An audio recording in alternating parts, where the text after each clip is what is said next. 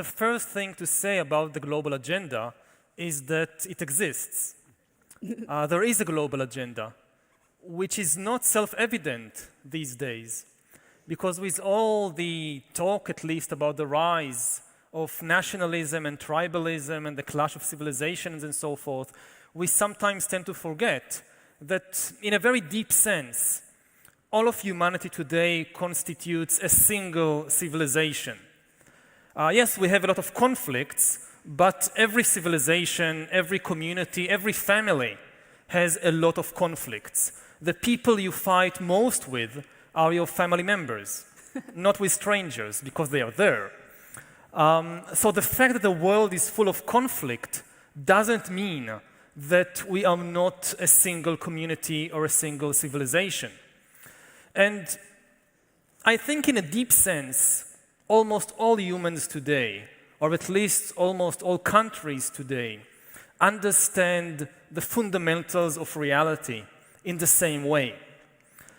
They understand politics in the same way. If you think about China or the USA, Iran or Israel, they understand the basics of politics in the same way, the basics of economics in the same way, and the basics of nature in the same way. They argue about a lot of things, but when it comes time to build a hospital or an economy or a nuclear bomb, they do it in the same way.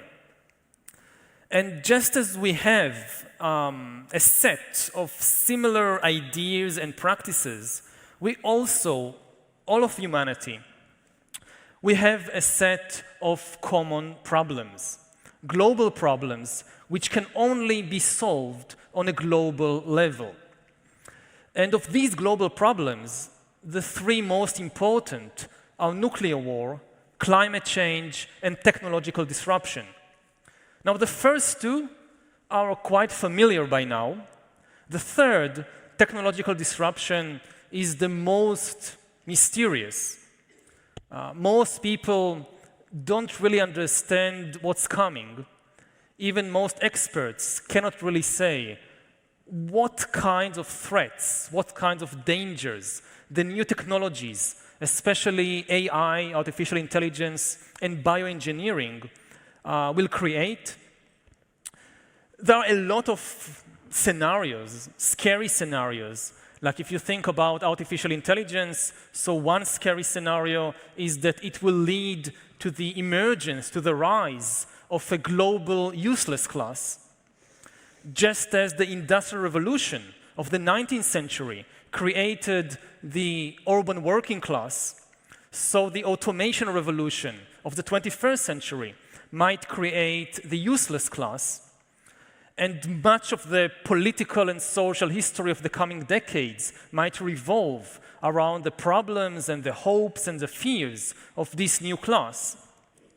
Another danger is that new technologies might lead to the collapse of liberal democracy, especially if you think about the combination, the merger of biotech and infotech.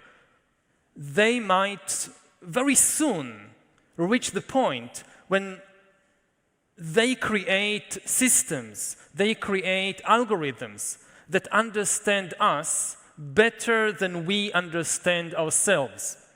And once you have an external algorithm that understands you better than you understand yourself, liberal democracy, as we have known it for the last century or so, is doomed.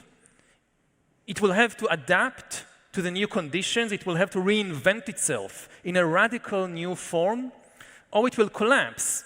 Because you can say that the Achilles heel of liberal democracy is the heart. Liberal democracy trusts in the feelings of human beings. And that worked as long as nobody could understand your feelings better than you yourself or your mother. But if there is an algorithm out there that understands your feelings better than your mother and can press your emotional buttons better than your mother, and you won't even understand that this is happening, then liberal democracy will become an emotional puppet show. And we have these, these slogans of listen to your heart, follow your heart. But what happens if your heart is a foreign agent, is a double agent, serving somebody else who knows how to press your emotional buttons, who knows how to make you angry, how to make you bored, how to make you joyful? This is the kind of threat that we are already beginning to see emerging today, for example, in elections and referendums. So really, I would say that the three big challenges, the three top items on our global agenda is how to prevent nuclear war, how to prevent climate change, and how to learn to control the new technology before it learns to control us.